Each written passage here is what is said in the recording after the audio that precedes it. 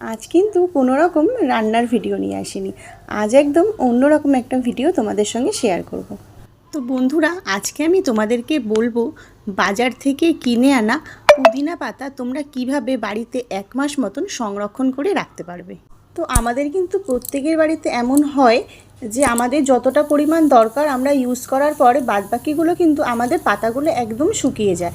তো পুদিনা পাতাগুলো যাতে একদম টাটকা আর সতেজ থাকে তার জন্য কিন্তু আমাদের একটা কাচের গ্লাসের মধ্যে কিছুটা জল নিয়ে পুদিনা পাতাগুলোকে সেই গ্লাসের জলের মধ্যে ডুবিয়ে দিতে হবে।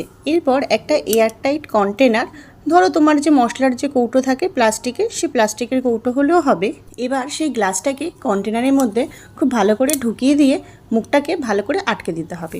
দিয়ে এটাকে তুমি ফ্রিজে রেখে দাও। বন্ধুরা, তোমরা দেখবে 1 মাস পরেও কিন্তু পাতাগুলো একদম টাটকা আর একদম সতেজ রয়েছে। তো তোমরা কিন্তু এইভাবে একবার ট্রাই করে দেখো।